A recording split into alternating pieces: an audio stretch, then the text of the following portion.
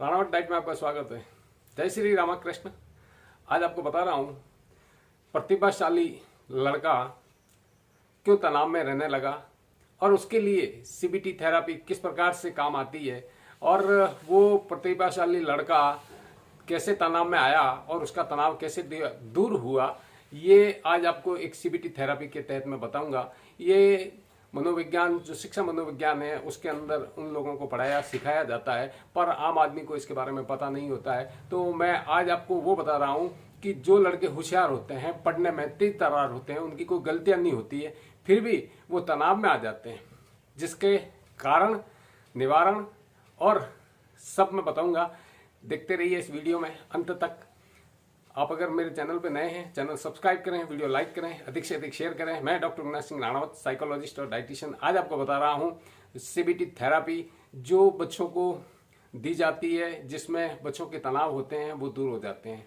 तो ये CBT therapy के लिए एक फॉर्म होता है जो अपनी आवश्यकताओं के अनुसार उसमें कम ज़्यादा वर्गीकरण कर लेते हैं, लिख देते हैं, जिसमें कोई 5 है, कोई 6 है, खाने बनाए जाते हैं। उसमें 5 खंड होते हैं। उस खंडों में पहले खंड में ये होता है कि घटना क्या घटी और उससे क्या प्रभाव हुआ, और उसके बाद में दूसरे खंड में जो है वो व्यक्ति कैसे प्रभावित होकर अपने विचारों को नियंत्रण नहीं कर पाकर नेगेटिव थॉट के प्रति जो घटना हुई है उसको पकड़ के बैठ गया और उसमें उस आवेश में शारीरिक और मानसिक क्रियाएं उत्तेजित हो जाती है और आगे इसके परिणाम स्वरूप या फल स्वरूप क्या स्थिति रहेगी कि वो तनाव में कैसे रहता है, तनाव में क्या क्या दिक्कतें आती है। और फिर चौथा जो कॉलम है उसमें वापस तर्क वितर्क करके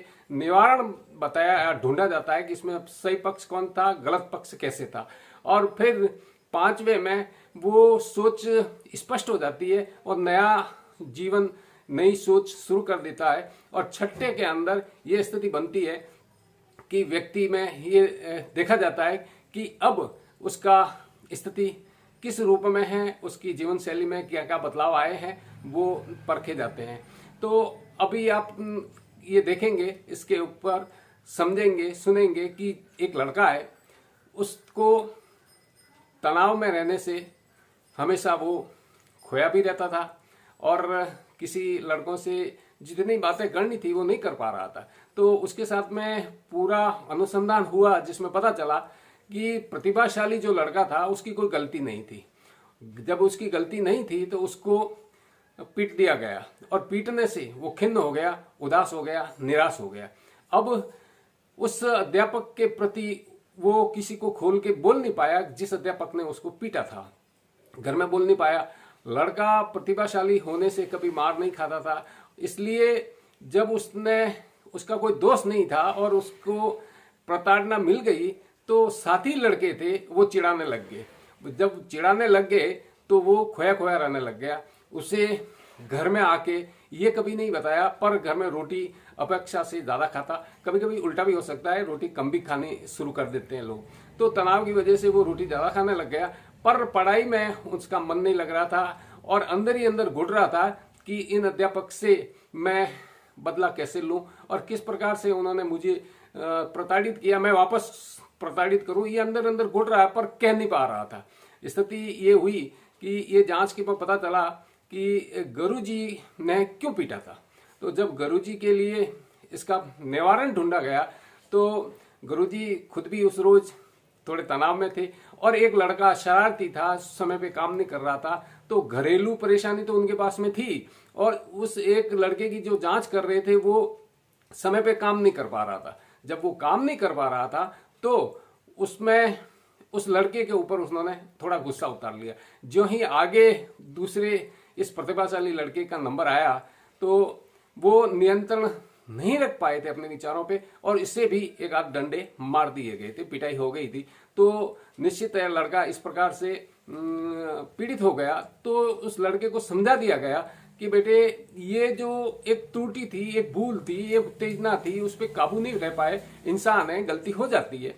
और ये स्पष्टीकरण जब उस लड़के के सामने आया और दूसरे लड़कों को जब इसके बारे में बताया गया कि उस रोज इस लड़के की गलती नहीं थी, और इस गलती में जो गलती में या भ्रम के अंदर, भ्रम में दुनिया आ जाती है, गुरुजी से भी भ्रम था और आप लोगों को भी भ्रम था कि इस लड़के की कोई गलती होगी, जबकि इस लड़के की कोई गलती नहीं थी। इस प्रकार से उन कारण का निवारण तर्क वितर्क करके समझा दिया जाता है कि अब तेरे लिए ये दिमाग में तनाव रखना अच्छा नहीं है, और पढ़ाई में जो तेरा ग्राफ नीचे गिर रहा है, जो स्मरण शक्ति है कमजोर हो रही है, एकांत ढूंढना चाह रहा है, इससे बाहर निकल।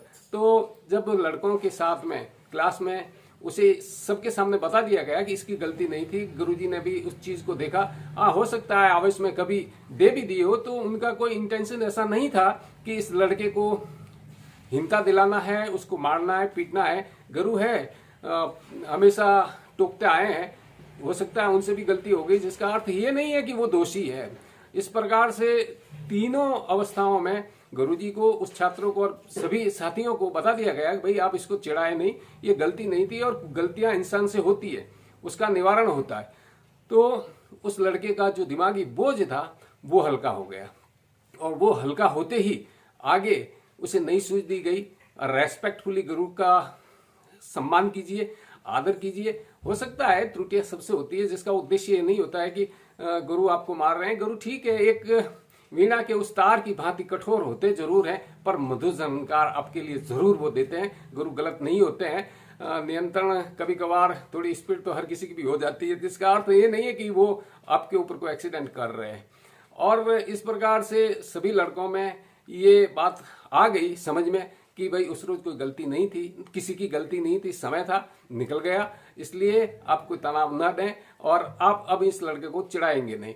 तो उसके बाद में वो लड़का हंस गया, उसे बोला आप थोड़ा सा मुस्कुरा दीजिए। सभी उसके साथ में मुस्कुराना शुरू कर दिए, तो वो समस्याएं दूर हो गई और अपनी वापस लाइफ स्टाइल में आ गया और पढ़ाई में मन लगने लग गया, और घर पे जो रोटी ज्यादा खा रहा था वो कम खाना शुरू कर दिया। तो इस प्रकार से फार्म को बढ़ना तो होता है, पर कठिन अवस्थाएं होती है जिसमें ज्यादा तनाव होते हैं। उन लोगों के लिए घर में यही अभ्यास वापस करवाया जाता है, और उसे भी बोला जाता है भाई यार तेरा कोई कसूर था ही नहीं, गलती हो गई तो हो गई, गुरु हैं, बड़े हैं, दे दी तो क्या हो गया, इसमें इतना चिंता करने की जरूरत नहीं। और साथी लड़के चिढ़ाते थे, यार साथी है, कुछ मजाक करते रहते हैं, सीखो, थोड़ा सा सहन करना सीखो। इस प्रकार से उसे समझा देने के बाद में सारी समस्याएं दूर हो गई। समझाइश, नई सूझ देनी पड़ती है। कभी कभी ब्लॉकेज आ जाते हैं, उनको निकालना पड़ता है। घर के अंदर कचरा आता है तो हम निकालते हैं, वैसे ही कभी कभी गलतियां हो जाती है तो उसको निकाल देंगे। दाल में कचरा आया है, कंकर आया है, दाल नहीं फेंकी जाती है, कंकर फेंका जाता है। ये उदाहरण देते ही सारे खिलखिला गए, हंस गए और वो लड़का ठीक हो गया। देखते रहिए, कोई सार्थक टिप्पणी है तो आप कीजिए, सार्थक टिप्पणी का जवाब दूंगा। मिलते हैं नए अपडेट वीडियो में, तब तक के लिए जय हिंद, स्वस्थ रहें, मस्त रहें।